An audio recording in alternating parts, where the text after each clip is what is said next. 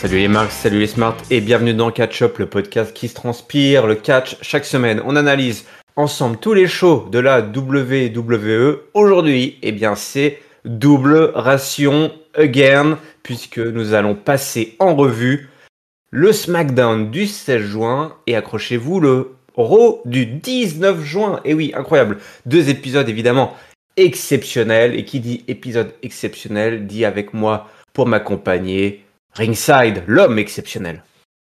Oui, bonjour Yerem, bonjour à tous, très heureux de vous retrouver pour cette grosse review, ce super catch-up. On va parler chaud bleu, on va parler chaud rouge. Une semaine encore une fois historique. Encore une fois, hein. C'est galvaudé, mais disons-le, hein. Il s'est passé tellement de choses. Oh oui, là je pense que là c'est un épisode, un double épisode à marquer d'une belle croix sur une belle pierre blanche. En parlant de tout ça, voici une belle limousine, toute noire, qui débarque à son bord, puisque Solo Sikoa, Paul Heyman et Roman Reigns arrivent, voiture rutilante. Ce soir, la Bloodline est là. Ce soir, on va savoir le choix de Jey Uso, qui n'avait pas véritablement donné une réponse définitive à Paul Heyman la semaine dernière. Paul Heyman d'ailleurs, qui ne veut pas répondre aux questions de la belle Kayla Braxton. Voilà, c'est une honte de ne pas répondre. Voilà, quand une journaliste comme ça, Kayla Braxton, si elle vient de voir Ringside, elle te pose une question, est-ce que tu fais quoi? Tu lui réponds ou tu la snobs? Je bégaye, hein, bêtement, comme tout le monde. Je me roule en boule. Je me roule en boule, je pleure. J'ai pas l'habitude des interactions avec les femmes, moi, donc je serais sûrement perturbé. Mais on va d'abord commencer concrètement par de la grosse baston Ringside, puisque je sais pas si tu es au courant, mais il y avait quand même un gauntlet tag team match ce soir pour déterminer les first contenders, pour aller chercher les Canadiens pour leur titre de champion undisputed de la division par équipe. T'étais au courant ou pas? Tu savais? Non, j'ai découvert ça sur le tard, là, et puis je te jalouse. Quelle belle surprise. Eh oui. Quelle belle surprise. Bon, il y avait du monde, hein. Il y a tout le gratin de la division tag team. C'est vraiment là le très haut du panier, hein. La preuve, il y avait Hitro qui était là. Voilà. Ouais. Donc c'est pas n'importe qui quand même. C'est rare en plus de les avoir, donc. Oui, c'est vrai. Bon, qu'ils en profitent tant qu'ils peuvent, hein. On ne sait jamais, on peut se faire virer très facilement aux États-Unis. De nos jours, oui. Ah oui, les Américains, ils sont comme ça. On a aussi la LWO, hein, représentée par Joaquin Wilde et Cruz del Toro. On a également The Aussie, Luke Gallows, Carl Anderson. Vous voyez, hein, c'est comme on est où? Ça, c'est les légendes du Japon, ça. Bien sûr. Nous, on se rend pas compte. Mais au Japon, ce sont des demi-dieux, tout ça. C'est vrai. On n'a encore aucune preuve de leur talent ici, mais c'est sûr que normalement, c'est des dieux. Voilà. Des demi-dieux. On redescend un petit peu en prestige, puisqu'on a les Street Profits également qui sont là. Hein, représentés par eux-mêmes, puisqu'ils sont 2 habituellement, et qu'ils sont 2 ce soir. Hein, Montesfort, Angelo Dawkins. On redescend encore un petit peu, même là, c'est pas... Bon, là, voilà, on donne la chance aux jeunes avec les Brawling Brutes. Hein, Sheamus, jeune Irlandais, là, qui vient tenter sa chance au pays de l'oncle Tom, et il est venu accompagné d'un ancien rugbyman qui tente une reconversion de carrière, Ridge Holland, qui n'est pas néerlandais, contrairement à ce que son nom pourrait laisser paraître. Voilà. Comme je suis pas NXT, je connais pas cela. Mais... Non. Et puis, dans tout ça, il y a aussi les Pretty Deadly. Alors, tu vas me dire qui c'est les Pretty Deadly? Je vais te dire... qu'on n'en sait rien qui sont ces gens, finalement. Hein, par contre, ils sont bien sapés, ils sont beaux, ils sont magnifiques. Les Pretty Deadly. Gauntlet match qui commence. Donc, comme vous le savez, c'est par élimination. Écoutez, c'est très simple. Je vais pas vous faire le play-by-play. Parce qu'en fait, les Brawling Brutes s'en sont chargés eux-mêmes. Ils ont complètement détruit un par un les équipes. C'était une grande prestation de la part de Sheamus et de Ridge Holland. C'était assez... Sheamus, mais over de show over. Hein. Toujours. Mais toujours. Bon, c'est incroyable. Quand est-ce que vous allez me comprendre? Vous allez me croire? C'était assez incroyable. Il a déroulé comme ça. Il a enchaîné les gros kicks dans la tronche. Il a martyrisé des poitrails, des poitrines avec ses tambours là du rang. C'était assez impressionnant. Donc, ils ont éliminé les Street Profits. Après, ils ont éliminé The aussi, LWO et Hitro. Et malheureusement pour eux, qu'est-ce qui s'est passé? Eh bien, les Pretty Deadly ont été un petit peu chenapants, ont été un petit peu sacripants, puisqu'ils sont parvenus à voler un petit peu la victoire. Et donc, ce sont bien les Pretty Deadly qui vont aller chercher Sami Zayn et Kevin Owens à Londres. Alors, je sais pas, est-ce que tu es surpris par ce choix de laisser un petit peu l'Irlandais sur le banc de touche et d'envoyer bah voilà, les jeunes, là, les jeunes rookies aller se casser les dents sur les Canadiens? Ouais, je suis super surpris de ce finish là. Enfin, surpris, on le voyait venir quand même, mais c'est un méga push pour les Pretty Deadly qui viennent d'arriver quand même. Hein. C'est rare qu'il y ait des jeunes débarqués d'NXT qui aient droit à un traitement de faveur comme ça. Surtout que en face, effectivement, comme tu l'as dit, on avait un Sheamus hyper over. Ridge Holland qui a fait le travail comme rarement il a fait le travail. Appliqué pour une fois. Il s'est appliqué. Il s'est appliqué, ouais. Donc assez bluffé par ce finish. Donc ça fonctionne bien parce que les gens du coup ont eu à mort les Pretty Deadly. Ouais. Maintenant c'est sûr que on aurait bien aimé voir Sheamus sur sa terre natale affronter Kevin Owens et Sami Zayn. Ça aurait foutu une sacrée ambiance. Là maintenant on va avoir un match qui va être très très classique. On aura les gentils d'un côté puis les très méchants de l'autre, les fourbes. Donc forcément ça risque de fonctionner aussi, hein. Ça va popper pour Sami Zayn et Kevin Owens, mais peut-être qu'on passe à côté d'un gros moment. Après je crois que les Pretty Deadly ils sont un petit peu aussi ils ont bossé à NXT UK. Je sais pas s'ils ont pas une origine anglaise aussi l'un comme l'autre, mais je vérifie. Mais bon, ça a jamais été qu'un produit WWE. Hein, de toute façon, c'est Pretty Deadly. Après, ça fonctionne bien. Ça fonctionne bien à NXT. Ça fonctionne plutôt bien là. Hein, ils se font haïr assez facilement par le public, se faire huer. Ils font réagir. C'est ce qu'on demande. Mais, ils sont en effet britanniques, je te confirme là en direct. Je viens d'avoir leur manager. Mais après, je suis pas sûr que les gens. C'est pas comme si t'envoyais Sheamus, quoi. C'est surtout en ce moment, Sheamus, comme on le disait, merde. Putain, le mec, il met le feu dans le public, comme pas beaucoup de monde dans le roster. Ah oui. Hein. Je me faisais la réflexion, toi, à comparer avec Drew McIntyre. Il y a une espèce de constance, toi, c'est permanent. Le mec, je me suis retapé des Money in the Bank là depuis quelques semaines. Je me suis tapé des vieux Money in the Bank de ces 10 dernières années. Et en fait, même à l'époque, il faisait déjà réagir. Il a toujours fait réagir les fous. Il a monté très vite très haut. Hein. Sheamus a battu Cena très tôt. Ça a toujours été un MVP un petit peu. La WWE. Gros worker. Hein. Maintenant, il a un peu atteint le stade d'un Randy Orton où qu'il soit gentil, qu'il soit méchant, les gens l'acclament. Donc. Tout à fait. C'est une bonne comparaison, ouais. Il est au niveau Randy Orton, et quand on te dit que t'es au niveau Randy Orton, je veux bien. Tu peux dire. T'es près de la retraite généralement. Bon, voilà, gros push pour Pretty Deadly, va falloir l'accepter. C'est pas comme s'ils avaient pas assuré, hein, les deux gaillards aussi, ils catchent plutôt bien. Ils sont parfaits dans leur rôle de heel, donc c'est peut-être un mal pour un bien, je ne sais pas. Voilà, on aimerait bien quand même voir un petit passage de Sheamus quand on sera à Londres, alors peut-être juste à ce moment. Oui, mais c'est vrai qu'à titre égoïste, on a l'impression qu'on va louper, on va peut-être passer à côté d'un match qui aurait été un petit peu particulier, parce que deux équipes fesses qui se rentrent dedans, mais avec une ambiance, complètement folle. Là, comme tu l'as dit, voilà une affiche un peu plus classique.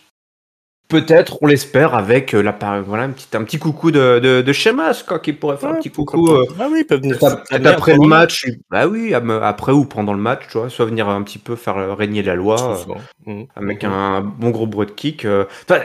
Il serait dommage qu'on n'ait pas son mouf là des 15 ou 30 coups là.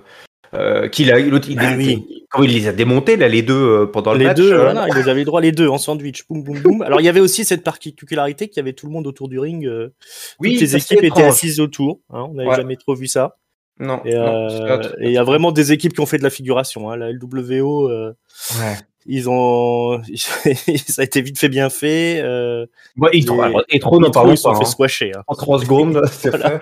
Le gros sac, là, il est rentré dans le ring, il s'est pris un broad kick, c'était fini. Oui, c'est-à-dire que là où il pouvait y avoir peut-être un peu de suspense, c'était le premier face-off, quoi, avec les Street Profits. Ouais. D'ailleurs, c'était bien joué de balancer ce face-off dès le début. Après, c'était purement administratif, quoi, de se débarrasser des 3 autres équipes. Donc c'est vrai que le scénario était fait pour avoir ce résultat-là, avec une grosse prestation des Brutes et puis les canailloux de Pretty Deadly qui viennent voler la victoire et qui sont en plus remballés derrière par Kevin Owens et Sami Zayn, alors, parce qu'ils veulent pas partir, ils veulent célébrer leur victoire. Comme c'est des connards, ils restent dans le ring et ils veulent pas partir. Qu'est-ce que vous foutez là? Donc c'était plutôt une bonne passe d'armes qui laisse un petit entrevoir, au micro, ça va, c'est des mecs qui peuvent gérer et qui seront facilement détestables et détestés par la foule.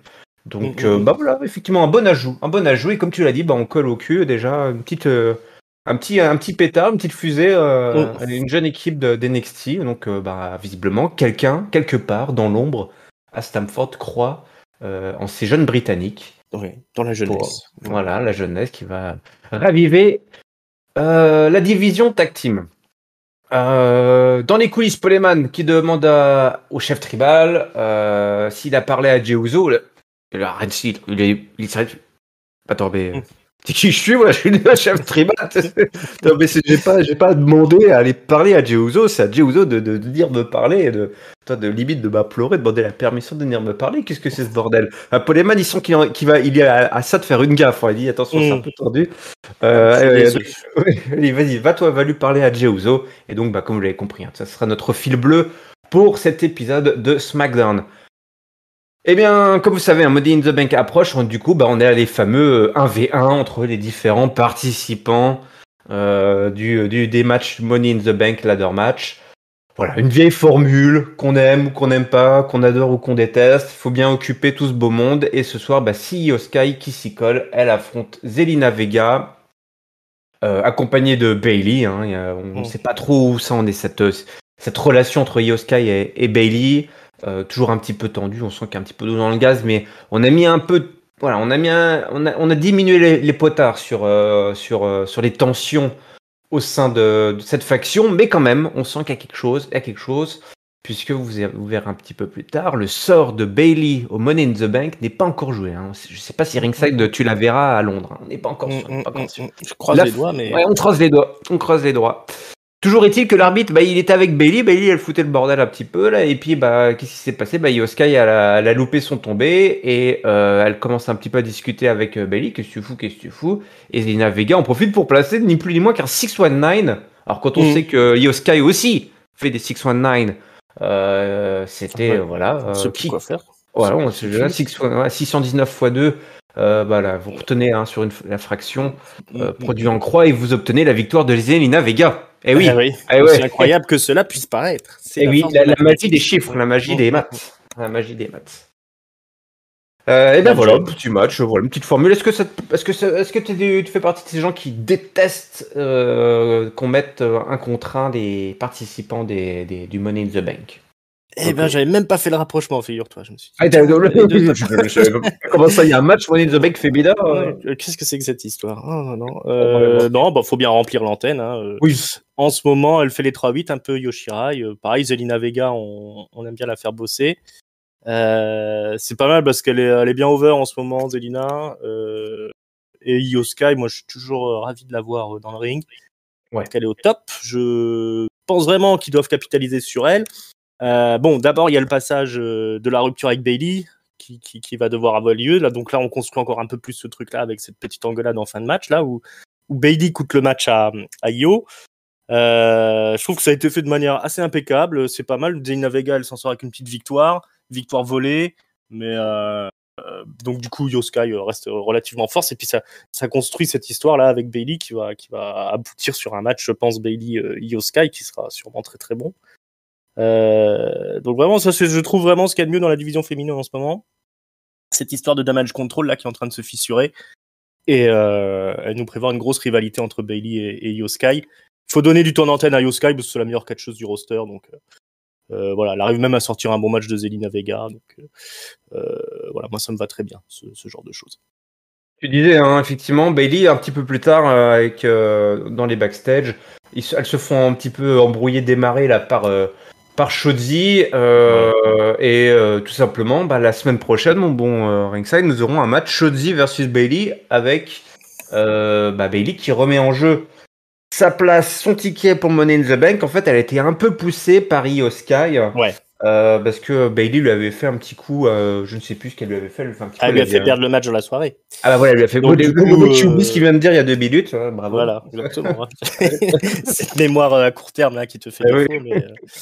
Mais l'histoire continue donc entre Io Sky et Bayley. On fout Shotzi au milieu là. On espère bien que Shotzi va pas gagner le match parce qu'on n'a pas. Oh là là là là là. Non, on veut pas ça. Enfin, en même temps, ce serait drôle de la voir mourir à Money in the Bank sur un mauvais spot, mais on a quand même envie de voir Bayley quoi. Voilà, l'embrouille continue. Voilà, moi je trouve que c'est plutôt bien écrit tout ça. Donc, ouais, ça me va bien. Dans les coulisses, à Bianca Belair qui est toujours en train de se plaindre auprès d'Adam Pearce. C'en est où mon rematch Qu'est-ce que c'est cette Bianca Belair là qu'on a depuis 3 semaines qui vient chouiner? Voilà, quand on n'a pas de personnalité, c'est délicat. Voilà, c'est très délicat. Elle dit qu'elle va pas simplement attendre là, qu'elle va le faire à sa manière. Je dis il était temps quand même, Bianca. On a eu un épisode exceptionnel du Grayson Waller Effect, ce talk show porté par Grayson Waller, qui nous montre Grayson Waller. Il accueille ni plus ni moins que la Queen, la reine Charlotte Flair, qui entre. Voilà, elle fait son entrée. Lui voilà, il écarte les cordes pour qu'elle puisse passer, votre majesté. Bah oui, évidemment. Il est ému comme nous disons. Et aussi, il est impressionné, évidemment, et voilà, face à Charlotte Flair. Il rappelle quand même que Charlotte Flair qui a battu Asuka à WrestleMania, qui a mis fin à la fameuse streak, on s'en souvient encore. Mais là, c'est plus la même, Asuka, elle a changé. Ah oui. Ah oui, elle a du maquillage, elle crache par terre. Voilà, elle a changé. Puisqu'on vous le dit qu'elle a changé. Elle a changé, c'est plus la même. C'est-à-dire que maintenant elle est championne quand même. Donc c'est pas mal. Est-ce que Charlotte va devenir va être championne pour la 15e fois? Eh ben la réponse on l'aura peut-être un jour, puisque la musique de Bianca Belair arrive et Bianca débarque. Elle dit qu'elle veut un rematch, elle n'a pas de rematch. Et son est suivi une passe d'armes, une promo, écoute, que j'ai trouvé bien foutue. Ça faisait plaisir. Charlotte dit voilà, je suis venu, j'ai demandé un match de titre, ça arrive, j'ai le droit. Elle aussi, elle avait le droit que l'autre vient l'embrouiller là. L'autre, elle qu'elle se débrouiller toute seule, elle est comme une grande. Mais Bianca Belair dit écoute, moi ce que j'ai fait, même si j'ai perdu, je suis resté, je me suis pas barré pour revenir 3 mois plus tard. C'est vrai que Charlotte, maintenant elle fait comme ça. Elle vient, elle fait un match, elle perd puis elle repart. Oui, ça c'est la marque des grands. C'est quand on a atteint le stade Randy Orton. Ça. Exactement. Charlotte dit voilà, moi j'ai battu les meilleurs. Elle avait perdu contre la meilleure à l'époque. Mais surtout, elle dit, et ça j'ai trouvé ça très très bon, Charlotte, on sait que je suis très dur avec elle, donc je sais reconnaître quand elle est inspirée. Elle dit qu'elle est championne avec ou sans ceinture. Mais est-ce le cas pour Bianca Belair? Tac. Déjà qu'avec ceinture. Aïe. Avec la ceinture, on se pose la question, alors sans la ceinture. Elle dit écoute, je suis la championne de toute façon avec le plus long règne. C'est les concours de longueur déjà. Bravo. Et puis là par contre, elle a répondu bien, elle a dit qu'elle a pas eu à le faire 14 fois pour y arriver. C'est vrai que Charlotte, elle a 14 règnes à son actif, mais il y a des règnes de 1 ou 2 jours. Voire moins d'une journée. Donc c'est pas ouf. Et puis, elle a dit qu'elle prendrait son petit billet, puis elle sera là, à Londres avec nous, ringside, peut-être, elle sera à tes côtés pour regarder le match, pour la gagnante, et puis elle est là, elle se met à la queue leu, quoi. Donc finalement, qu'est-ce qu'elle est venue Qu'est-ce qu'elle est venue faire? Elle a rien obtenu. Elle a rien obtenu. Ça c'est elle a la même efficacité de moi dans mes entretiens annuels avec ma hiérarchie.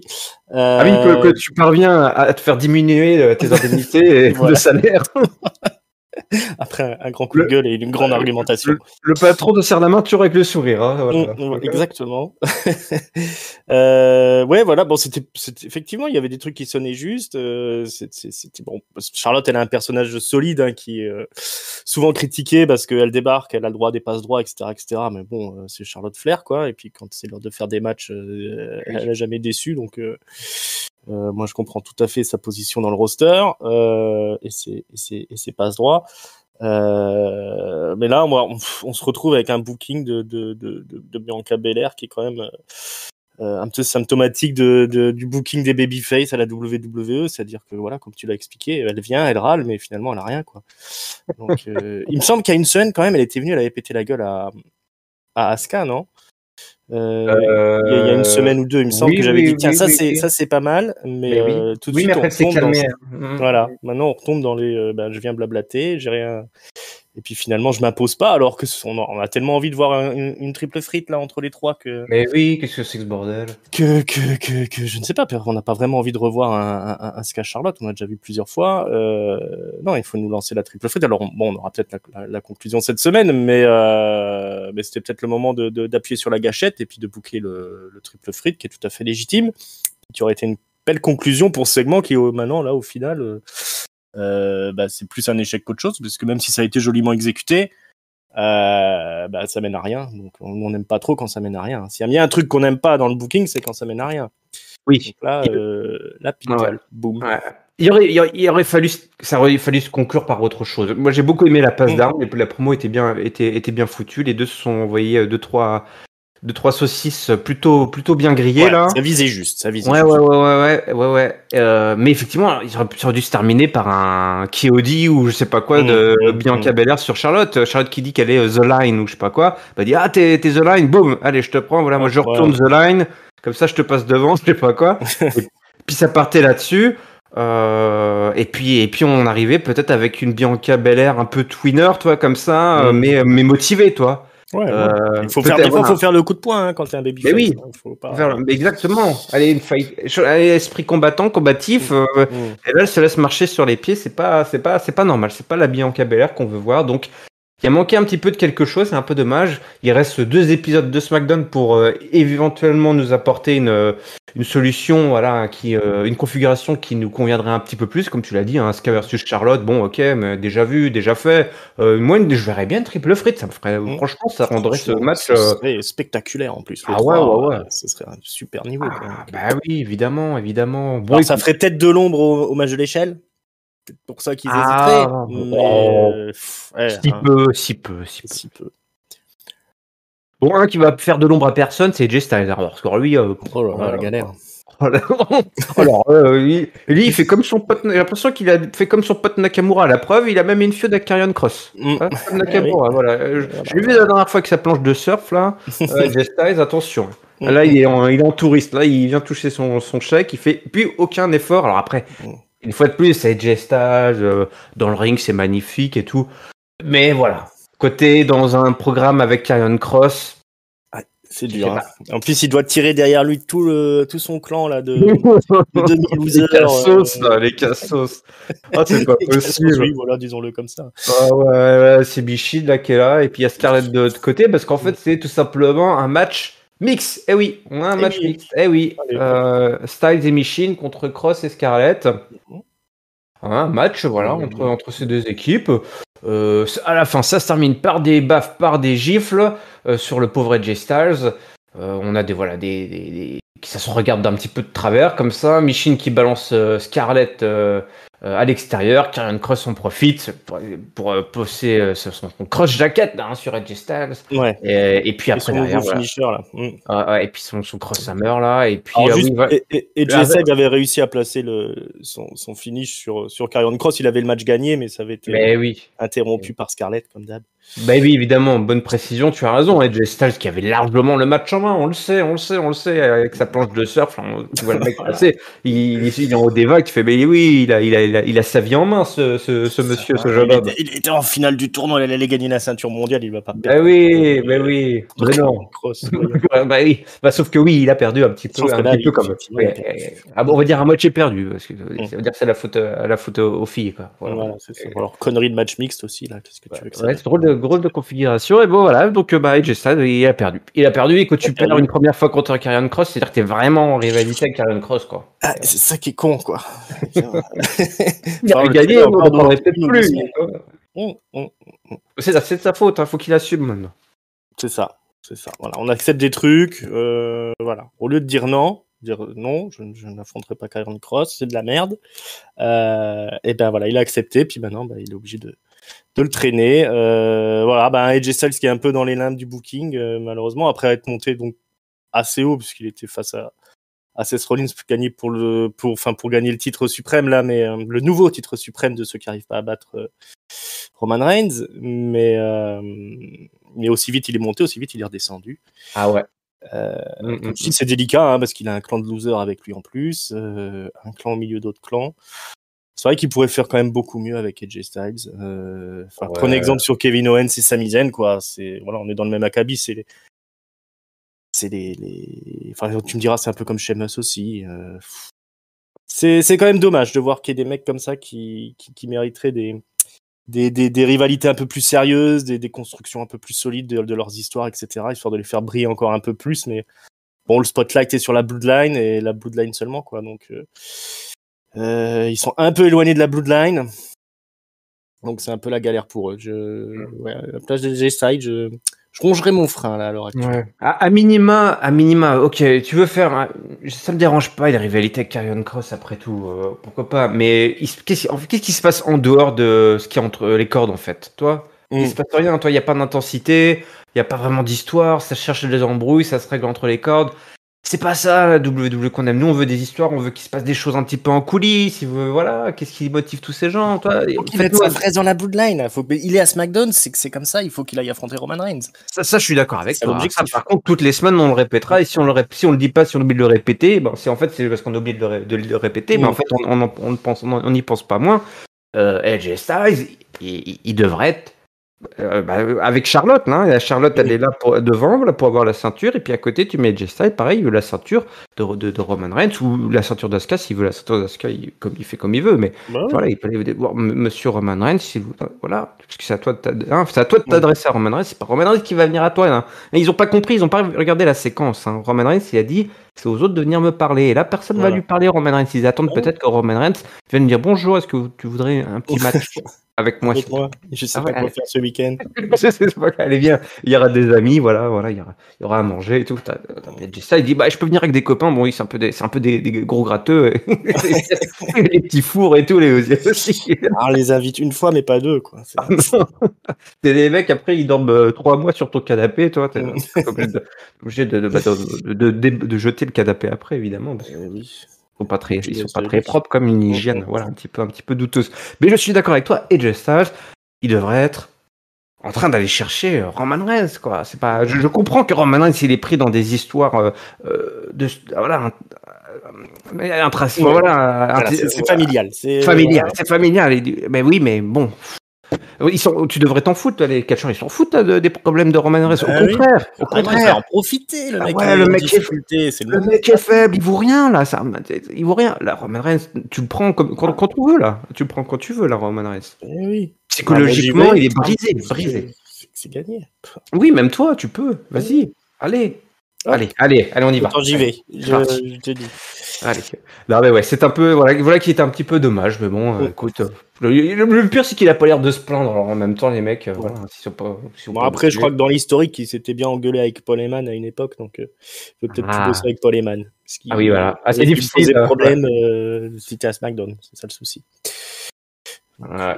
Parce qu'on se souvient que Paul Heyman avait viré ses deux potes les crasseux à l'époque, alors qu'il lui avait dit qu'il les virait pas. Là, je sors les gossips un peu. Mais, c'est pas cool, mais bon. Expliquer, voilà, pourquoi il vient pas s'insérer dans ces histoires de Bloodline. D'ailleurs, Poleman qui est toujours en train d'essayer de parler à Jay. Il y a des séquences backstage où il se passe pas grand chose, mais voilà, il se fait un petit peu avec Solo Sikoa qui le regarde. Voilà. Il est pas bien Poleman, il est pas bien Polo. Dans les coulisses, Cameron Grimes se fait attaquer par Baron Corbin. Ça fait plaisir. Enfin une bonne nouvelle. Rey Mysterio débarque. Il est content parce qu'il y a la LWO. Il est content parce que Money in the Bank, il va y avoir Escobar et puis Zelina Vega, donc c'est super. Et puis l'autre Escobar, il arrive. Merci Rey. Genre il doit sa vie, quoi. Genre c'est grâce à toi, c'est l'opportunité de ta vie, des sacrifices et tout. T'es un peu comme mon père. Ouais, toi et moi, for life. Et puis ils font tout. Alors, ils font leur promo. C'est vrai que alors là, Escobar, attention, c'est pas le mari de Charlotte. Hein. Il sait faire des pros, il est bilingue. Hein. Nelson Montfort de la WWE. Tu sais qu'il paraît qu'il parle français en plus, Escobar. J'ai entendu ça. Paraît qu'il a vécu en France et qu'il parle très bien français. Cet homme a tout pour lui. Cet homme a tout pour lui. Il manque plus qu'une petite mallette. Et puis c'est le roi du pétrole. Hein. Ah ouais. Donc trilingue le mec, trilingue. Bah, trilingue, oui. C'est un des citoyen du monde, citoyen du monde. Hein. C'est ça. Un homme moderne. Ouais. La musique de LA Knight retentit. Voilà. Et puis c'est un coup de qui débarque, il le coupe, il arrive sur le ring. Il pousse Rey Mysterio, donc il devient fou, il dit qu'est-ce que tu fais? Il l'attaque et puis LA Knight direct. Oui, mais une grosse patate, c'est le réflexe quoi de défense. Le 619 de Rey, mais qui ne passe pas. Et derrière, sont des suivis un match. Entre LA Knight et Santos Escobar, qui va être remporté par Santos Escobar, avec, je crois, une espèce de petit paquet, non? Un petit paquet qui est fait derrière. Bon, un match sans grande gloire, sans feu d'artifice. Je me souviens plus du tout du finish, tu vois. Moi non plus, mais je me demande si c'est un petit paquet, je crois que c'est une espèce de petit paquet, voilà, un petit paquet minuscule, toi, qui passe, petit paquet, toi. Bien emballé. Bien emballé. Et puis derrière, LA Knight n'est pas content, il attaque Escobar, Mysterio débarque, et puis... je me souviens, c'est dans les cordes. LA Knight, il tient les cordes pour faire le paquet, oui, c'est ça. Escobar se dégage quand même, et il retourne le truc. Ce qui est nul, parce que, il n'y a même pas l'arbitre qui voit que LA Knight est en train de mettre la main. Oui. LA Knight avait mis la main sur le paquet de Escobar. Et ça se fait pas. Ça se fait pas. On va avoir de gros problèmes, je vous le dis tout de suite. Il faut demander avant quand même. Ouais, c'est ça. Le consentement, c'est important. Oh oui. Et puis voilà, ça termine là-dessus. La LWO, c'est nul quand même. C'est très très nul. C'est très très nul, on est d'accord. Très très nul. J'imagine ça doit vendre des t-shirts. Je pense que financièrement, c'est très très bien. Alors à l'écran, c'est très très nul. En fait, c'est pas du tout naturel, quoi. Non, c'est ça. Je sais pas. Pourtant, j'ai l'impression qu'on me ment en fait. À chaque fois que j'entends Escobar ou les autres zigotos comment s'ils s'appelaient leur faction, leur ancien nom là. Les Gados del Fantasma. C'est super, j'adorais moi cette faction. Le nom était ouf, ils étaient très stylés. Ça n'avait rien à voir avec la LWO en fait. Ils avaient un style complètement différent au niveau des fringues, le look et tout, plus moderne quoi, plus moderne. Et là, on tombe mais les mecs, ils disent Rey Mysterio, je t'aime comme un père, je sais pas quoi, mais t'y crois pas une seconde en fait. Oui, tout le monde aime Rey Mysterio, ça va, toi. Et c'est vrai que c'est pas naturel, je suis d'accord, c'est nul. Voilà. Si tu veux monter dans la hiérarchie, il vaut mieux battre Rey Mysterio plutôt que devenir oui. son porte-bagages là. Et en plus, Santos Escobar, il parle peut-être 3 langues, mais il a pas compris il parle pas la langue de la promotion. Interne à la WWE. Ouais. Le chemin va être long pour lui. Il lâche pas les bons culs pour l'instant. C'est pas bien. Jey Uso, Sami Zayn, ils sont dans les coulisses, ils se croisent comme ça. Ouais, ça discute. Je crois. Qu'est-ce qu'ils se sont dit? Tu te souviens toi? Sami Zayn qui essaye de le convaincre toujours. Ouais, il dit de le convaincre. Oui, il essaie toujours de le convaincre, de lui dire voilà, écoute, fais le bon choix. Et puis, donc voilà, on fait un petit rappel, ça faisait plaisir de revoir Sami Zayn et Jey qui est bel et bien là. Roman Reigns, ça y est, on arrive à la fin. Là, Roman Reigns débarque, toujours sa grosse entrée, aux côtés donc de Solo et de Polo. Et la musique des Usos qui retentit, et c'est Jey qui arrive Jay arrive. Les fans veulent une réponse. Le WWE Universe veut une réponse. La réponse de Jay, est-ce qu'il est toujours dans la famille, dans la bloodline ou pas? Et là, Jay dit écoute, c'est à toi de me le dire, Roman. Ok, c'est soit Polo, soit Jey Uso. Faut choisir. On sait que Jay lui a dit, d'ailleurs, il lui a dit et redit, une fois que si Jay est in, Polo is out. Polo, du coup, il était un petit peu embêté. Roman Reigns dit c'est chef tribal, je sais moi qui choisis, qui est mon wise man, hein, mon conseiller. Et moi, j'ai choisi Paul Heyman. C'est grâce à lui que toi, Jay, tu es devenu le fameux right hand man, hein, qui est devenu le main event Jay. Hein, c'est grâce on va dire, au choix de Paul Heyman, hein, qui a supporté Jey Uso, qui l'a encouragé et qui, auprès de Roman Reigns. Le problème, c'est pas Paul Heyman, ringside. Le problème, c'est Jimmy. C'est le frère de Jay. Jimmy, le frère, le faux frère. Et Jimmy, du coup, il entend son nom, il dit qu'est-ce qui se passe? Mais dit, le problème, c'est pas ton frère, c'est ton cousin. Alors, faut suivre, attention. C'est la super novella, télénovela. Qui est en fait le cousin, mais c'est son frère, son jumeau diabolique. C'est pas, en fait, ça part de ton cousin, je croyais qu'il était mort. Cédric Raboré, là. Il est dans le coma à l'hôpital Velpo. C'est ça. À l'hôpital Velpo, depuis 10 ans. Et elle dit, écoute, tu crois tout ce que dit Roman Reigns, n'importe quoi. Il dit, attends, mais Reigns, il arrive, hop, il met une première cartouche. Il dit, écoute, t'es gentil, Jimmy, ça vous pris 10 ans pour avoir un match à WrestleMania. C'est bon, calme-toi. Depuis que vous êtes avec moi, Jay, c'est main event, WrestleMania. Jay, voilà, c'est le successeur. Donc, il faut choisir. Soit tu deviens chef tribal, ou t'es un jumeau. Tu peux pas être chef tribal et jumeau en même temps, quoi. Hein. Pour être le chef, il faut savoir prendre de la distance avec ces histoires-là. Faut pas faire dans les sentiments. Tout simplement. Alors, Roman Reigns, il dit attends, c'est qui avait un problème au fait avec Jay là, sur le fait que Jay soit mon homme de main? Et Paul Heyman, il monte du doigt, il cafte, il dit c'est Jimmy. Voilà, grosso modo, celui qui, Jimmy, en fait, en arrière, il supportait pas Jey Uso. Alors Jay, il se retourne un petit peu, ces changements, il dit merde, qu'est-ce qui se passe? Il dit c'est vrai ça, mon frère, c'est vrai.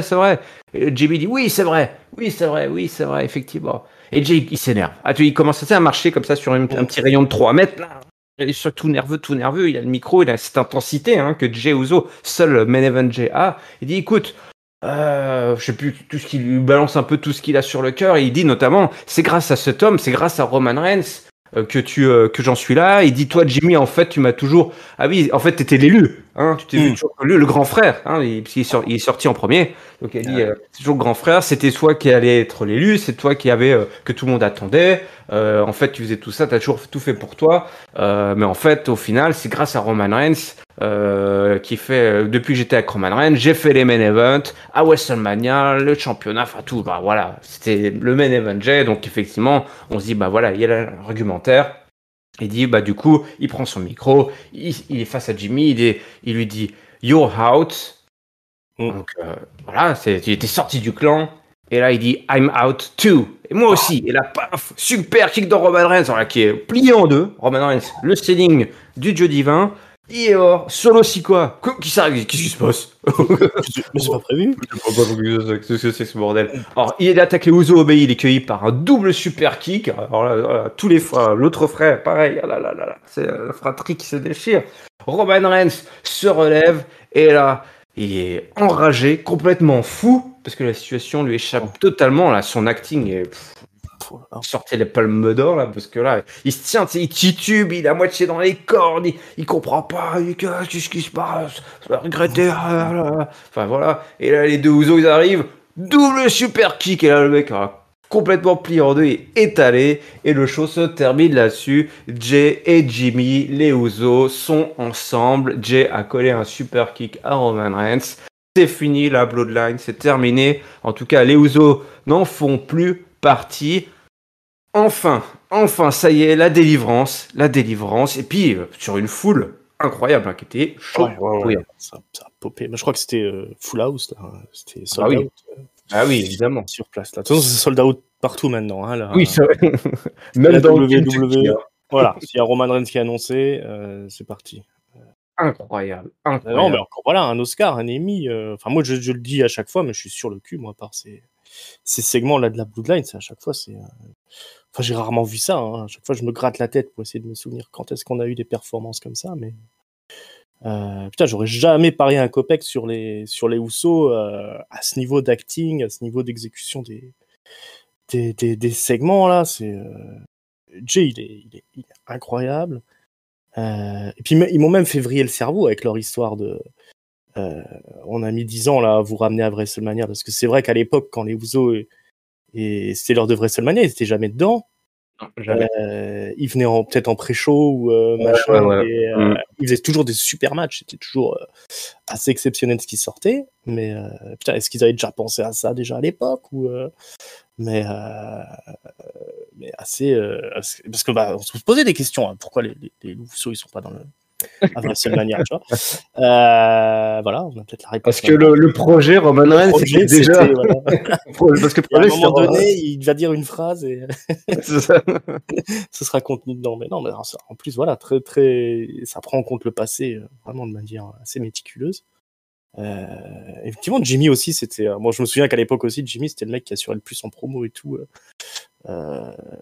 Mais bah voilà, Jay il a démontré le contraire. Enfin, c'est incroyable. La pop du public là, ça fonctionne à chaque fois juste au moment où il faut quoi. Le Paul Heyman il est aussi impeccable. Solo, putain pour un rookie, encore une fois je le dis, mais il joue son rôle à la perfection. C'est vraiment grandiose hein, ce qu'ils font en ce moment. Moi je ne peux qu'applaudir. Voilà, je suis content. Voilà, qu'on ait enfin un truc d'une qualité aussi exceptionnelle. Ça enterre tout le monde et ça nous venge de ces années où on a galéré avec Roman Reigns, babyface un peu lourdingue qu'on a eu pendant tant de temps, quoi.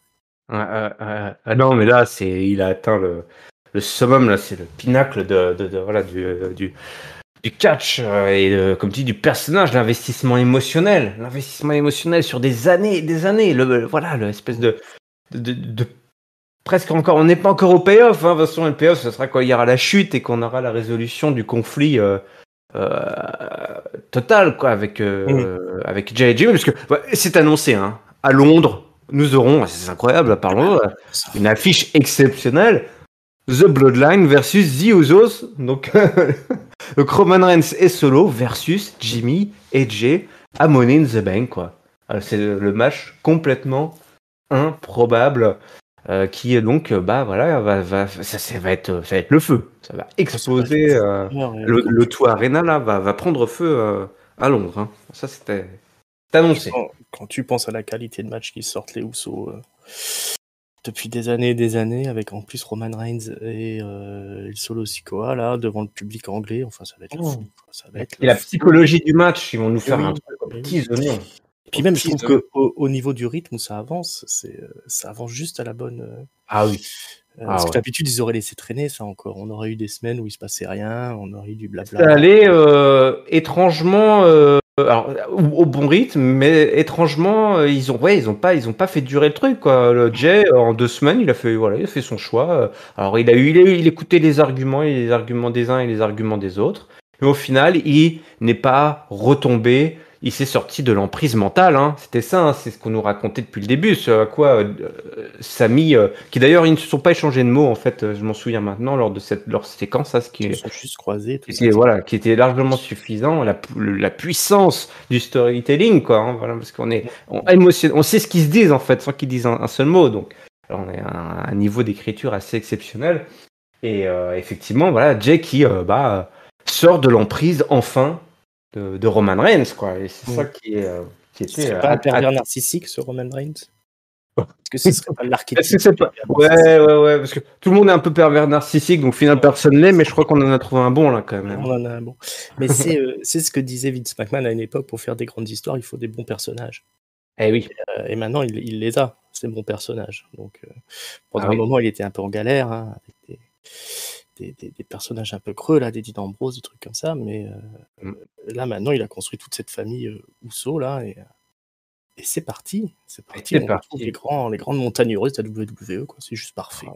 Magnifique. Bah écoute, on va voir si c'est vraiment parfait, parce que c'est l'heure du mot de la fin pour ce SmackDown, juste avant d'attaquer Monday Night Raw. Ah oui, encore Monday Night Raw. Mais oui, rien que ça a été pour ça, il va falloir y aller. Allez, On y le va top, vite. le flop top. et la note, s'il te plaît, pour ce show exceptionnel. Le top à la Bloodline, évidemment. Bah oui. Le flop, donnons-le à Karrion Cross, Ouais.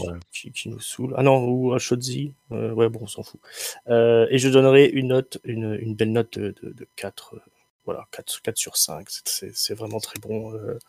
Moi, je m'ennuie pas en ce moment quand je regarde les shows, et en particulier sur SmackDown, c'était. Alors effectivement, il y a un gouffre entre la Bloodline et le reste, mais quelle qualité, quel finish, quel main event à chaque fois. Je suis sur un petit nuage en ce moment. Assez exceptionnel. Et du coup, bah moi de mon côté, mon top, ça va être pareil. Alors évidemment le main event avec, allez, un petit coup de pouce, une petite dédicace spéciale à cette promo entre Charlotte et Bianca Belair. Mais alors juste la petite promo, la petite passe d'armes, hein, parce que alors après, je serais presque tenté de donner bon flop à Bianca Belair, qui est venu pour chercher un truc et qui a rien obtenu. Donc voilà. Ça peut être un top Donc flop. allez, je vais peut-être. Ah non, je sais ce que je vais faire. Mon flop, je vais le donner rétroactivement au public. Je sais plus où est-ce qu'on était la dernière fois là, celui qui. Ah bah non, je garde pour Raw. Ah d'accord. Donc Bianca Belair, voilà, je lui donne mon flop là qui. Qu'est-ce que c'est que ça? Qu'est-ce que c'est que ça? Allez. Je sais. Et puis bah ma note, je vais donner un bon 3,70. Ok. Non mais alors attends, le mec va aller à 3,75. C'était un très très bon épisode, bien concentré. Donc voilà, on s'est bien amusé. Allez, direction Choro, j'en parlais, j'ai déjà mon flop qui est prévu. Attention, restez jusqu'au bout pour l'entendre, restez jusqu'au bout pour le découvrir. Nous sommes le 19 juin, mon bon Ringside. On a pris nos billets d'avion. Nous sommes à Cleveland, je crois, puisqu'il y avait le Biz. Et oui, c'était. Et puis pas que. Il y a plein de gens de Cleveland ce soir-là. Donc accrochez-vous, l'atterrissage en douceur. On a Seth Rollins qui vient nous casser les couilles encore pour sa chanson. Je sais que Ringside t'en a marre. Et bah écoute, Finn Balor aussi il en a marre. Il a pas aimé ce qui s'est passé la semaine dernière et moi non plus. Donc je spoil un petit peu mon flop rétroactif. Et du coup, bah Finn Balor, qu'est-ce qu'il fait? Bah il l'attaque. Il est complètement possédé. Il va tout simplement le détruire. Il va lui placer 3 coups de grâce depuis le turnbuckle, depuis la table des commentateurs, depuis les escaliers. Depuis un moment, il s'est mis sur la tête de Jason Jordan. Et il a fait hop, comme ça, le coup de grâce. Ça fait plaisir de voir Jason Jordan qui est toujours là aux commandes. Jason Jordan, des producteurs. Un peu long, mais. Ouais, il se laisse pousser les tifs. Et puis là, une grosse, ben voilà, on démarre un Raw comme on doit démarrer un Raw, c'est-à-dire avec du gros bordel, et puis sans trop de, voilà, puis des chants wow qui durent pas très longtemps, et un Finn Balor qui a l'air un petit peu moins con et un petit peu moins perdu. C'est ça le plus important. Exactement. Et à ce qui paraît, on doit ça à quelqu'un qui connaît bien le monde du catch, les arcades du catch. C'est ça, un booker qui a repris un peu du service, un certain Vince McMahon. Oh, d'accord. Un petit peu à entendu. l'époque, qui aurait un peu changé. Parce que normalement, ça devait être un open challenge de Seth Rollins. On aurait peut-être eu un match contre je sais pas qui, peut-être le Miz, je ne sais pas. Mais ça aurait été contre l'autre, celui qui est venu chercher des nozomises en fait, visiblement. Ah d'accord, ok. Ça aurait été une idée complètement con évidemment, parce qu'en plus oui, ça il aurait pas eu premier. Allez, ciao. Voilà, là, on voit un petit peu le génie des précurseurs. Oui. Ceux qu'on veut mettre un peu vite à la retraite. Non, parce qu'on veut passer des bons débuts de Raw. Donc voilà, là c'était parfait. C'était diablement efficace. Moi j'ai trouvé ça top. J'étais tout de suite dans le truc. Ça fait monter d'un cran la rivalité entre. Avec c'est pas fini parce qu'il s'est fait attaquer dans les backstage encore derrière en plus. Oui, ça continue. Il le lâchait pas, c'est ça qui est bien. Le lâche pas quoi. Juste comme un petit pitbull là. Tiens, ballon. Elle était réaliste là, le passage à tabac là. Ah ouais, franchement, ça claquait bien.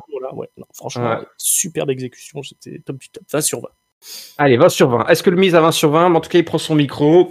Il dit, écoute, on a marre de Seth Rollins. Moi aussi, j'ai des problèmes dans la vie. Donc, il va balancer un Open Challenge pour... qu'il allait accepter l'Open Challenge et devenir...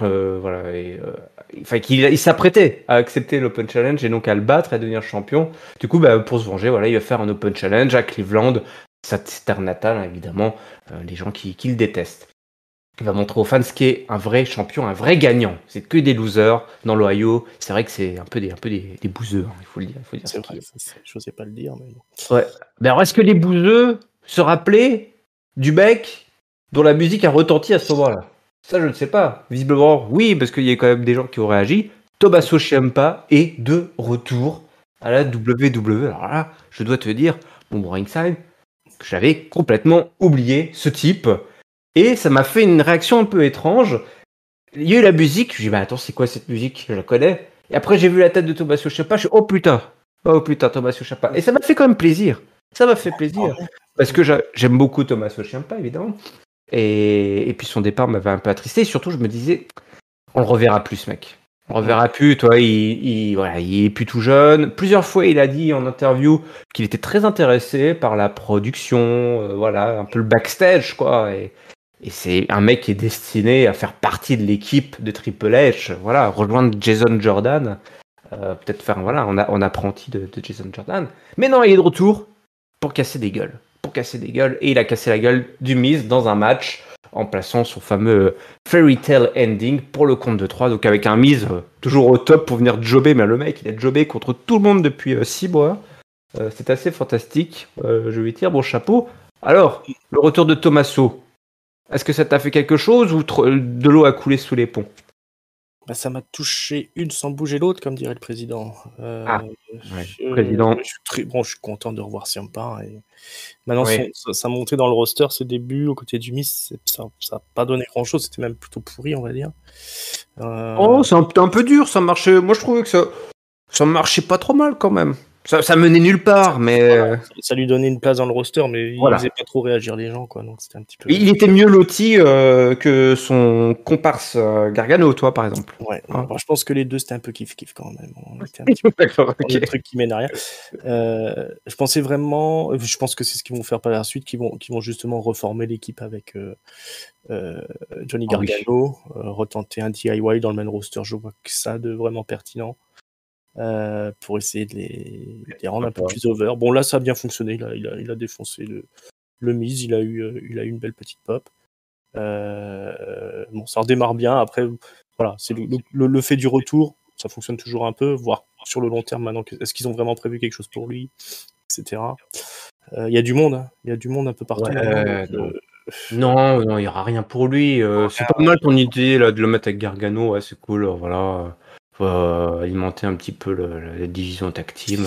Ils nous ont fait tellement rêver à NXT que c'est délicat de les voir aussi bas dans la carte, l'un comme l'autre. Quoi.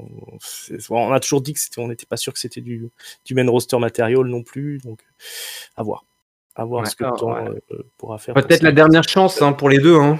Probablement la dernière chance pour les deux. Et c'est dommage parce que c'est des mecs, voilà, ils sont divertissants, il y a de l'intensité. Après, c'est vrai. Des matchs quand même exceptionnels, ils font de très bonnes rivalités. Enfin, c'était assez énorme quand même ce qu'ils ont fait à NXT, là, leur rivalité entre les deux. Il y a un créneau pour eux. Faut le saisir. Ouais, voilà, il y a une place. Itro, c'est gentiment poussé. Ils sont sortis de la place de stationnement, donc il y a une place à prendre, la place de Itro. Et pourquoi pas. Finn Balor n'en a pas fini, ringside. Il revient avec le Judgment Day. Le petit Open Challenge de Seth Rollins, ça s'est annulé. Il dit salut à cause de moi, trop content. Voilà, ça c'est le Finn Balor qu'on veut voir, là, le petit con comme ça. Il dit bah voilà, de toute façon il y a que moi qui voulais lui prendre le titre champion du monde. Je peux comprendre, le mec on lui dit un match contre Seth Rollins à Londres et puis l'autre il fait des Open Challenge entre temps. Non mais n'importe quoi le gars. Il dit bah voilà, vous aimez tous chanter la chanson de Seth Rollins, bah vous pourrez la chanter à ses funérailles. Alors j'imagine j'avais la vision de... Il devrait faire j'ai envie de voir ça maintenant, toi, avec le cercueil, la mise en terre et tout, et puis le public qui chante. Ce serait assez incroyable. Et puis voilà, tout le Judgment Day qui balance, Rhea Ripley qui parle pour tout le monde. Là, la momie elle dit voilà, WWE Universe va se prosterner à leurs pieds, Finn Balor va ramener l'or. Elle contrôle la division féminine. Priest il va choper la mallette et puis son Latino hit, il va envoyer Cody Rhodes au tapis à la retraite. Priest dit bah oui, moi je suis d'accord.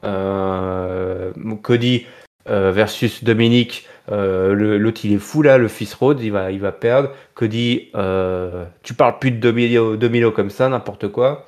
Et Domino, il prend le micro, il essaye de parler, c'est toujours compliqué, hein, c'est allumé de ouf. Voilà. Et il parvient à dire ce qu'il a à dire, mais franchement, on entend quasiment rien. Il dit voilà, ce soir, trouve-toi deux poteaux là, et puis il balance un petit défi, quoi, un petit challenge. Judgment Day versus Cody Rhodes et 2 partenaires de son choix. Et ce sera un petit peu le fil rouge du show, mon bon Ringside. C'est le Judgment Day qu'on aime, ça. Qui arrive en patron, tête à claque, voilà, qui se font huer. C'est propre. C'est comme je disais, quand t'as les bons personnages maintenant, tout va bien, ça fonctionne à chaque fois, quoi. Ils manigancent leur truc, il y a Dom Dom qui se fait huer. Exactement. Un autre fil rouge aussi, c'est les problèmes de gestion de colère de Kevin Owens, hein, qui se fait reprendre un petit peu par Sami et qui dit écoute, c'est vrai que Kevin, quand même, c'est chaud, quoi. Tu débarres un peu aux cartes de tour. Ouais, comment ça et tout. Écoute, peut-être que finalement tu aurais raison, et puis peut-être qu'on va chercher la bagarre ce soir, donc il y aura un petit fil rouge. Je crois même qu'il y a le nom du docteur Shelby qui a été mentionné par les commentateurs. On se souvient, c'est vrai que c'est un professionnel de la profession qui est là pour gérer ce genre de situation. On retrouvera évidemment les Canadiens un petit peu plus tard. On a eu un match tag team, la honte. Chelsea Green versus Sonya Deville qui vont perdre face à Katana Chance et Kayden Carter. C'est du grand n'importe quoi. Qu'est-ce que c'est ce bordel? Chelsea Green ne devrait jamais perdre. Par contre, on s'est bien poilé parce qu'avant le match, ils ont balancé des vidéos TikTok. Hashtag Karen, voilà, qui est en furie, hein, donc les fameuses mères, les mamans de 40-50 ans qui pètent des scandales dans les supermarchés aux États-Unis en mode Karen. Laissez-moi parler au manager, donc le gimmick de Chelsea Green depuis qu'elle est revenue à la WWE. Et donc elle a fait plein comme ça de petites séquences où elle pète un câble dans les magasins, dans la rue. À un moment, elle vient engueuler un pauvre automobiliste. C'est vrai qu'il a klaxonné un petit peu, il n'aurait pas dû passer au vert. Ça se fait pas. Par contre, ce qui se fait pas, c'est de faire perdre Chelsea Green quand même. C'est pas possible. Non, ça va pas, quoi. Mais c'est encore le push des nouveaux arrivants. Hein. On essaye de mettre en valeur les nouvelles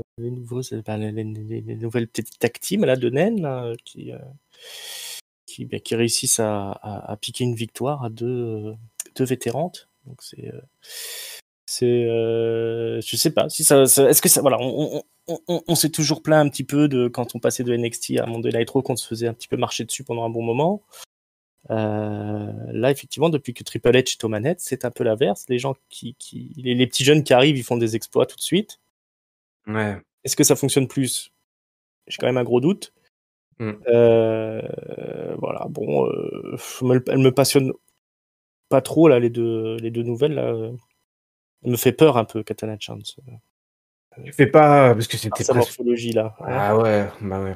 C'est inquiétant quand même. Non, c'est pas bien. En fait, tu sapes le boulot de plusieurs semaines, plusieurs mois de deux filles qui saisissent leur chance complètement. Toi, enfin, Chelsea Green, Sonya Deville, pour moi, elles ont le profil. Elles ont un truc. Oui, c'est des bosseuses, toi. C'est des bosseuses et elles arrivent à se faire huer. Elles font leur boulot. Elles sont divertissantes. Elles ont la foule. Voilà, elles ont les spectateurs derrière elles, en fait. Enfin, les gens adorent les détester. Tu leur mets pas de petites rookies qui arrivent et puis qui se débarrassent d'elles comme ça aussi facilement. Non, ça ne marche pas. Ça ne marche pas. Pas comme ça. Elle devrait pas être là. Bon, allez. C'est brouillon. Oui, c'est brouillon. Il y a une petite interview de Cody Rhodes, voilà. Du coup, il dit j'accepte le challenge et puis je vais chercher des poteaux. Est-ce qu'il va les trouver? La réponse est oui. Est-ce que ce seront les Canadiens? Je ne vais pas tout vous dire. Attendez. Tout spoiler non plus. Indushir, les Indiens, en parlant de Canadiens, voilà les Indiens. Voilà, alors les Indiens. Les Indiens, ils ont battu Cedric Alexander et Shelton Benjamin qui ont réussi un petit peu à faire des trucs quand même avant. Ils ont attaqué avant juste au moment où il a sonné. Voilà, exactement. En réponse à ce qui s'était passé la semaine dernière. Ils ont réfléchi cette fois-ci. Ils ont réfléchi. Ouais. Ça s'est retrouvé comme dans les barricades, et puis la grosse big boot dans la tronche du pauvre Shelton, et puis leur fameuse combinaison là pour les terminer. Et le compte de 3, bon voilà, sous les yeux de Jinder Mahal, qui avait l'air relativement satisfait. Ça va pas la version internationale, ça. Ouais, ça c'est pour India Channel TV, voilà. Voilà, c'est ça. Faut leur changer leur outfit là, à ces Gugus là. Ouais, Ça va pas de catch avec la robe là. Non. On est d'accord. Faut trouver autre chose. Mais, Ouais. rien à signaler. On est content de revoir Jinder. Kevin Owens toujours en train de devoir gérer sa colère, notamment parce qu'il y a un mec qui le pousse sans faire exprès. De l'eau. De l'eau bouillante. Qu'il arrive plus ou moins à se contrôler. Il y a Matt Riddle, là c'est difficile de se contrôler parce qu'il est tellement con qu'il est obligé de souffler un coup. On les retrouve un petit peu plus tard. Logan Paul, et oui, il était annoncé un ringside. Et là, il est c'est un joli plan. Il est tout en haut de l'échelle, plongé dans le noir, avec juste le spotlight sur la mallette, les mallettes Money in the Bank juste au-dessus de son crâne. Et là, ringside, toi, t'as compris tout de suite. Eh oui. Votre gagnant, il est là. La puissance de la mise en scène. Ah oui, ouais, d'accord. Bon, bah écoute, je sais quand est-ce que j'irai acheter mes t-shirts au stand merch, vu que là, on vient de me spoiler la fin du Money in the Bank masculin. Logan Paul, un local, hein. Un local, ouais. Il le dit lui-même, hein, les meilleures personnes viennent de Cleveland, voilà, alors il cite quelques noms, LeBron James, Jerry Lawler, LeBron James, je veux bien, Jerry Lawler, bon voilà, il y a quelques casseroles, mais d'accord, et puis Logan Paul. Même si bon, la meilleure chose qu'il ait fait, hein, c'était de quitter cette ville quand même. Bah oui. Depuis qu'il est à Hollywood, ça va mieux. Alors, Logan Paul, il y a quand même un truc assez bizarre. Je sais pas si on le pilote bien, mais il est toujours. On sait jamais sur quel pied il danse par rapport à la foule. Tantôt il joue le babyface, tantôt il va sortir une grosse saloperie derrière. C'est assez étrange. Je pense que les gens normaux le détestent, mais il doit quand même avoir un fan club, quoi. Enfin, une légion de fans derrière lui, parce que c'est quand même un influenceur à succès. Donc, c'est-à-dire qu'il crache sur la ville et puis après il dit qu'il va ramener le respect à Cleveland. Enfin, toi, c'est une petite personne complexe. Ouais. Et du coup, le mec, il a pris son téléphone, il a appelé 2-3 gars et il s'est tout simplement glissé dans le Money in the Bank ladder match. Et ouais, allons. Ça marche. Donc il va prendre le contrat, il décrocher la mallette en balançant LA Knight, comme ça, voilà, LA Knight va là, tac, il va arriver, poum, et puis il va décrocher la mallette. Et puis ça va être encore la folie. Parce que le mec, ça s'arabat toutes les cartes. Alors, s'en est suivi une grosse séquence que franchement, je ne veux pas tout vous faire, une grosse séquence de Revolving Doors assez pénible, sauf quand LA Knight est arrivé et qu'il a bien bâché. S'il arrive, il dit je vois Ricochet, Nakamura, puis 2 gars qui servent à rien là. Je vois un gars qui fait des vidéos pour des filles de 14 ans. Le mec. D'accord. C'est trop loin. Oui, c'était un peu limite. Yeah. Et puis Boubouch aussi, ça m'a fait rigoler parce que Boubouch arrive et puis il a mis une grosse patate à Logan Paul. Donc ça, c'était très bien. Voilà. Les autres, c'était. Ricochet qui a fait pitié. Ricochet, mais bon Dieu, mais abattez-le. C'est pas vrai. Nakamura qui a fait un effort pour parler anglais. Bon. Oui, mais il devrait faire pas d'effort lui aussi. C'est 2 mecs qui devraient faire pas d'effort et juste faire des galipettes, quoi. Escobar, on n'en parle même pas. Oh, Escobar, mais on savait qu'il savait parler français, là. C'est bon, le gars. Bonjour. Bonjour. C'est la baguette, le croissant, si. Alors, grosse pop pour LA Knight. Oui. Alors lui, il va falloir qu'il fasse quelque chose avec, parce que c'est le nouveau Rousseff. Et oui, mais alors. Le mec qui s'est mis over tout seul, quoi.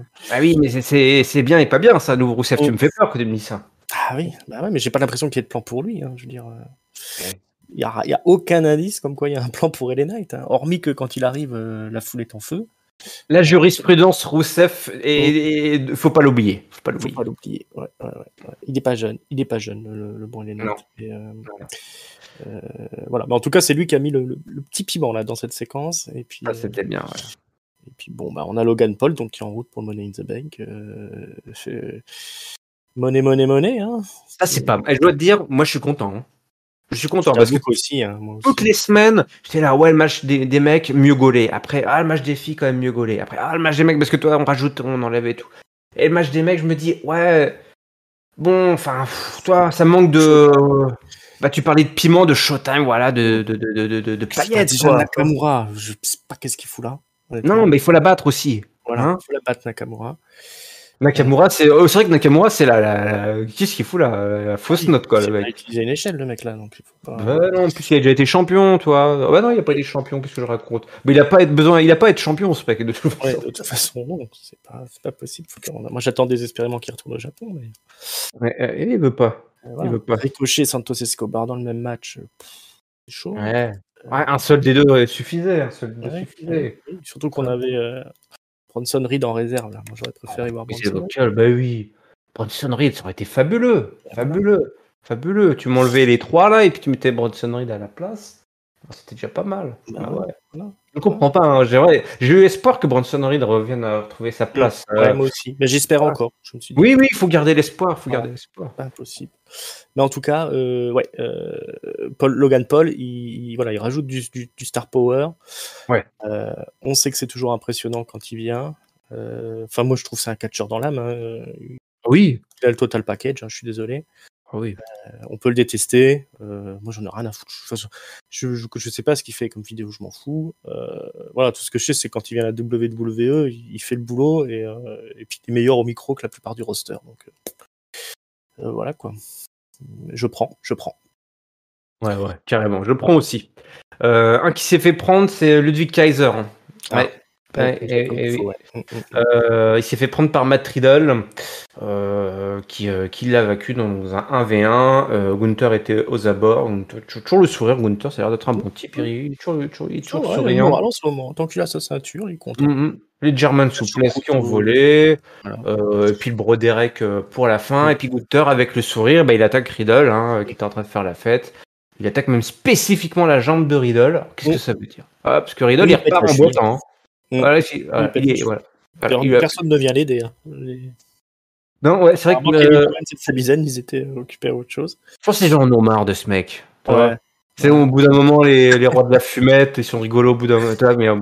Mais après, c'est des boulets. C'est comme ça devient un cassos. Hein. Attention, il faut qu'il appelle AJ Styles. Il faut qu'il appelle AJ Styles. Écoute, est-ce que je peux rejoindre ton gang de losers, de gros cassos? Il serait bien là-dedans. Ouais. Oui, il serait bien. Mais oui, il a fumé avec les deux autres zigotos, là, avec Michi et tout. Là. Tiens, on va leur glisser l'idée. Ouais. Bon, on part peut-être pour un Riddle Gunther. C'est encore se booker, ça? Ou au SmackDown d'avant? Non, pas au SmackDown d'avant, puisqu'on est. Comme il est blessé, j'y crois pas trop, toi, comme il a la jambe un peu pétée. Je pense que ce sera, ça serait bien, hein, au SmackDown d'avant, vu que c'est un peu la formule qu'ils ont maintenant, quand ils font des shows à l'international, ils te collent tout ce qu'ils n'ont pas pu coller au pay-per-view, ils te le collent au SmackDown d'avant. Sauf que là, on est à Raw. Et du coup, c'est pas compatible. Je pense qu'ils vont le glisser sur la carte quand même.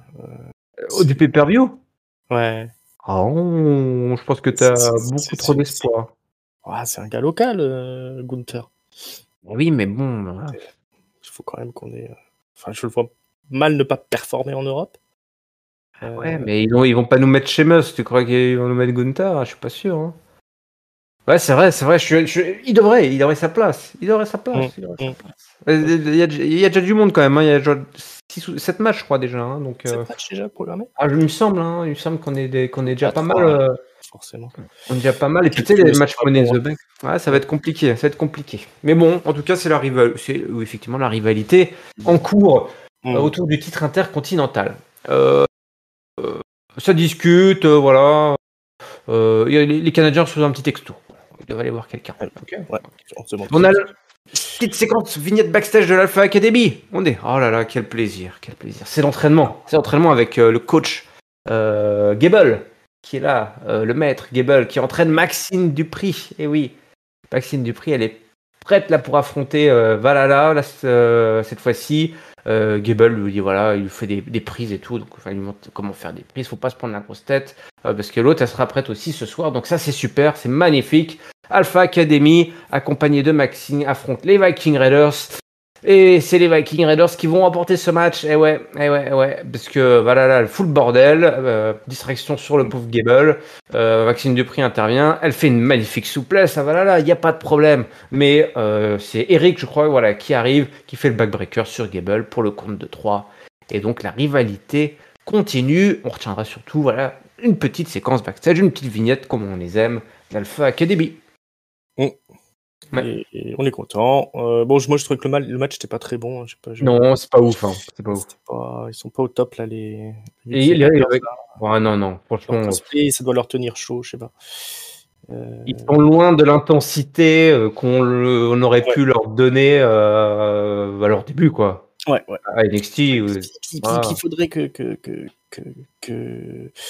Otis fasse un peu plus de conneries. Tout le monde était un peu le frein à main, quoi. Tout le monde a un petit peu le frein à main ce soir. Otis, je crois qu'il a peut-être fait un. Est-ce qu'il a pas fait un verre de terre là? Je crois qu'il a fait un truc comme ça. J'ai pas le souvenir, mais non, non, je crois qu'il s'apprêtait à le faire, mais finalement il s'est fait couper en deux, je crois.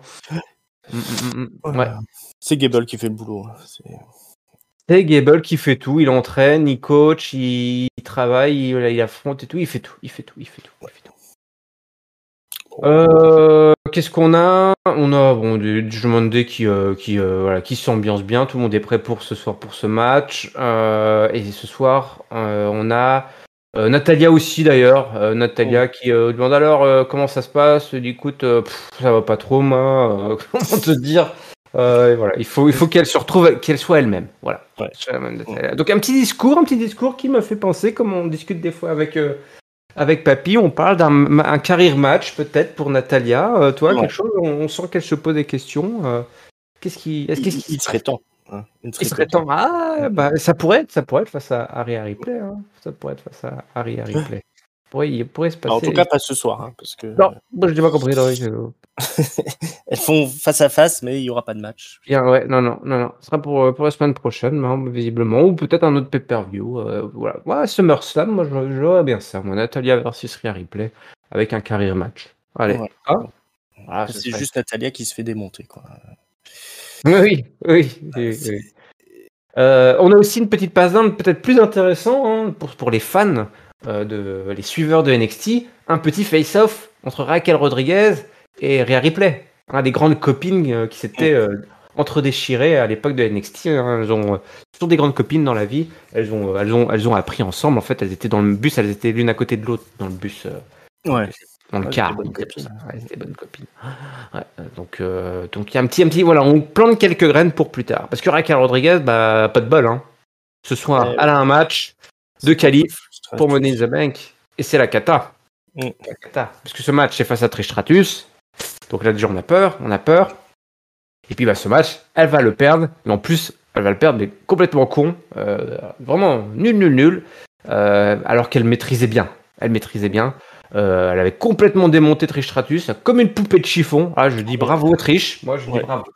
Ces lignes de poupée de chiffon. Ah ouais, comment elle a... On voit le yoga, c'est du yoga. Les assouplissements, le yoga, ça marche. Son corps faisait des choses très compliquées. Quand même. Elle avait éteint, comme si elle avait débranché son cerveau. Ou alors peut-être il était peut-être pas allumé encore. Son cerveau, je ne sais pas.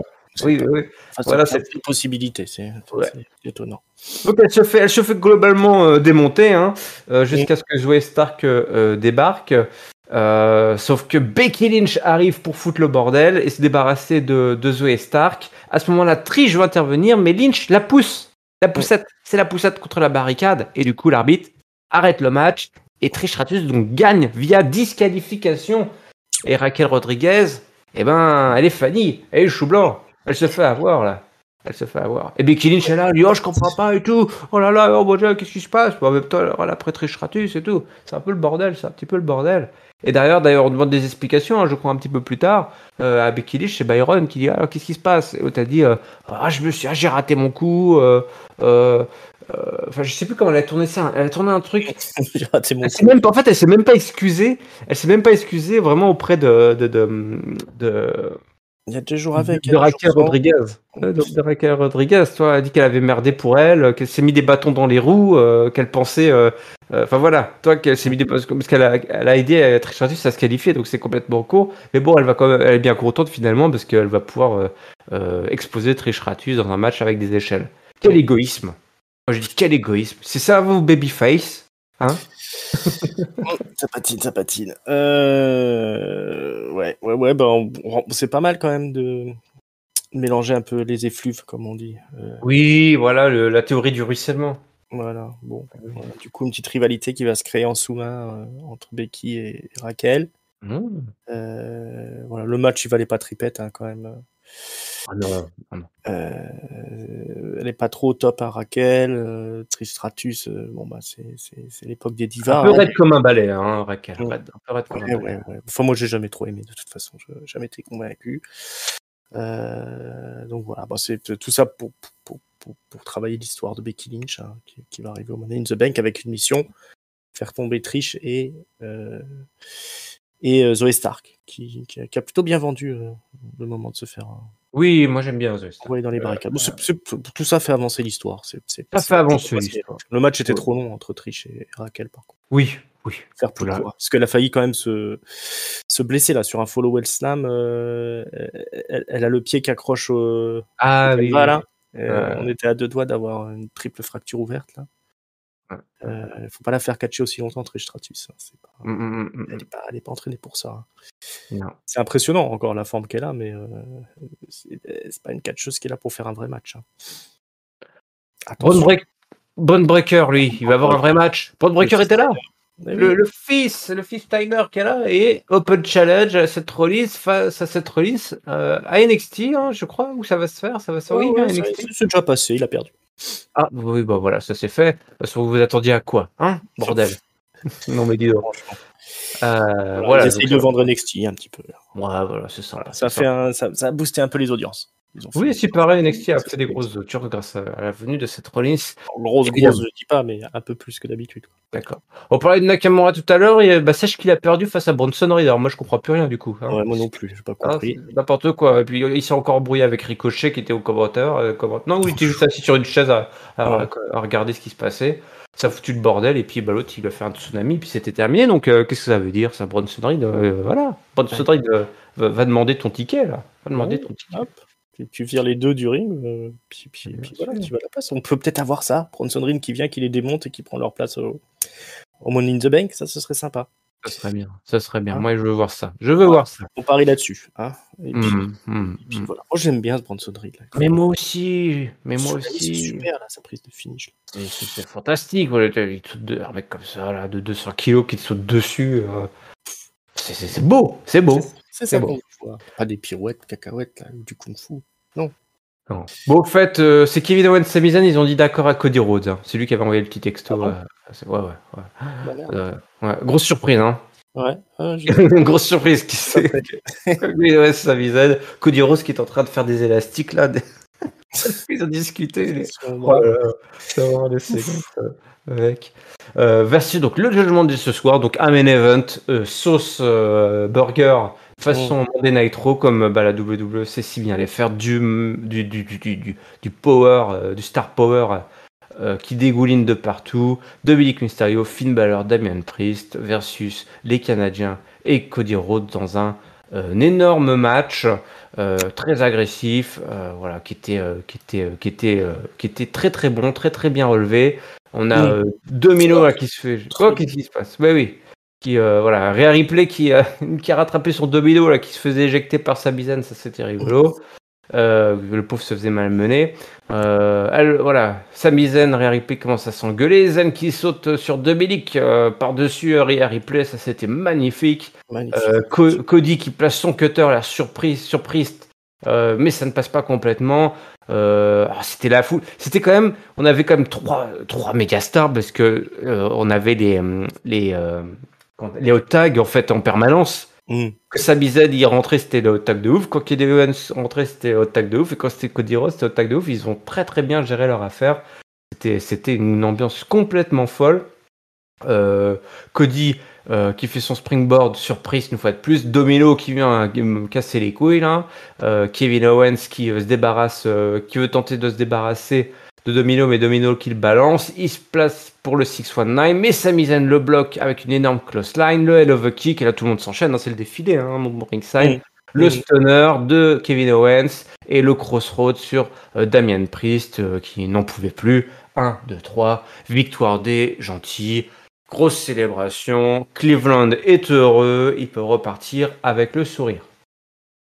Ouais, gros spectacle, gros blockbuster, voilà, du star power dans tous les sens, des mecs qui s'arrachent. Zayn était particulièrement spectaculaire là, dans ce match. Ouais. Au four et au moulin. Hein. Au four et au moulin, ouais, des sauts par-dessus la troisième corde, là, c'était super. Ils savent faire. Ils ont passé un palier à Zen et Kevin Owens maintenant. Ah oui.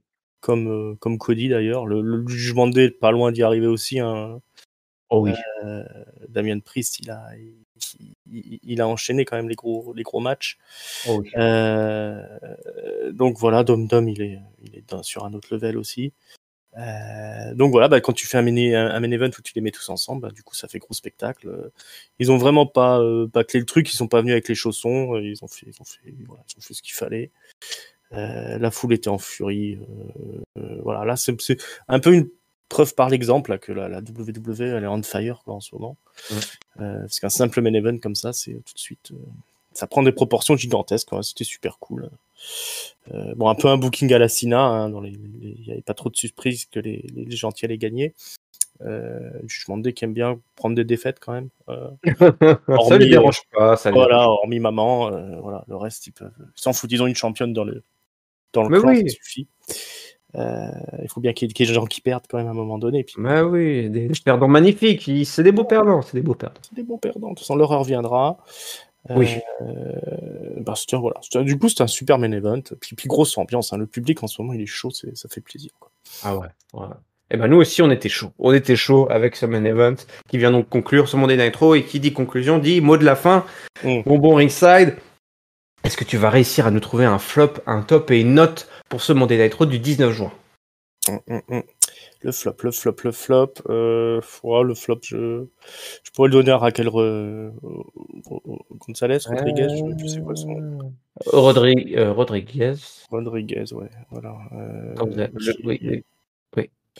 Qui est pas très convaincante, quoi qu'il arrive. Ils ont mis une belle histoire, là. Ils servent une belle histoire sur un plateau, mais je suis pas sûr qu'on arrive à s'y intéresser plus que ça. Du moins, ça va être difficile de s'investir dans ce truc-là. Le top, je vais mettre l'opener. Le passage à tabac de Finn Balor sur Seth Rollins. C'était une parfaite exécution, une parfaite bonne idée. Du coup, je suis rentré dans le show comme ça direct. C'était super. Voilà. Puis je vais mettre un bon 3,75. Je pense que j'ai bien aimé parce qu'il y a beaucoup d'histoires qui ont avancé. Oui. Voilà. Donc du coup, c'était pas mal. Il y a eu un gros main event. Pour l'opener, c'était quand même super cool. Le retour de Ciampa, c'est quand même sympa. Et puis voilà, il faut faire du remplissage. Un Raw, c'est long, c'est un show qui est long.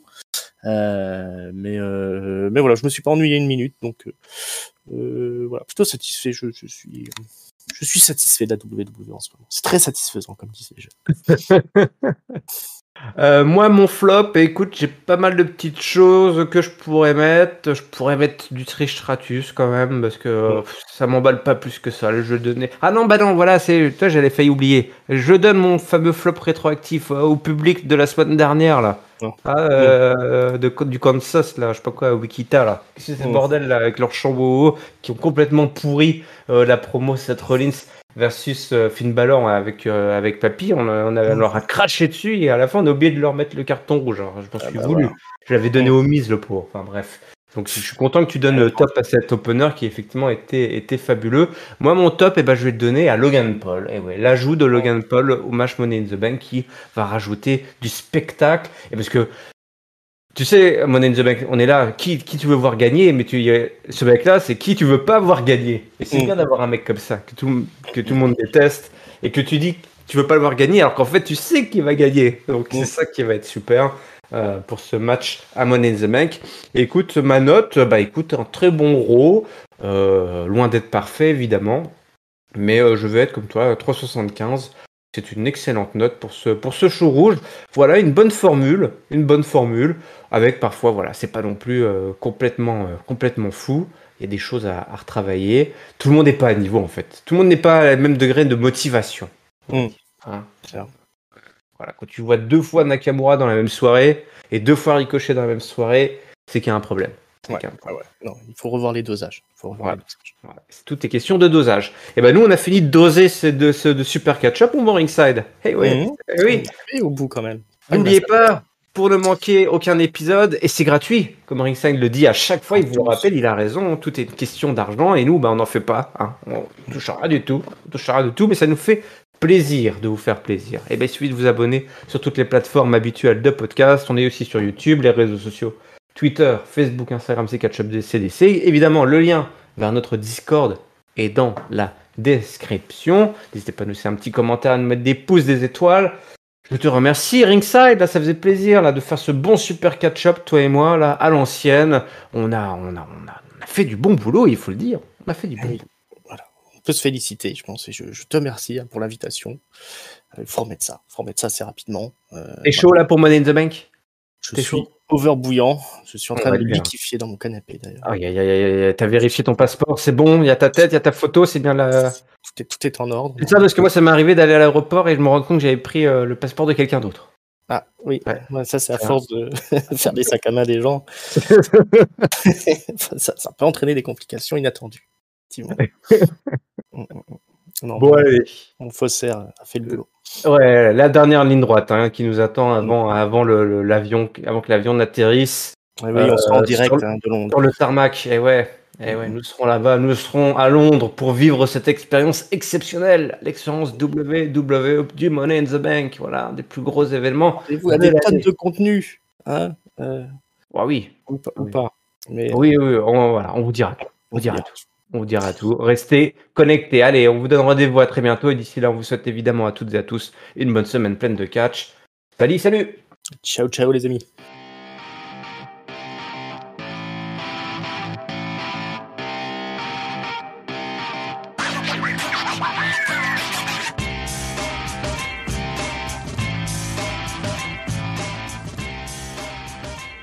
C'est loin Londres?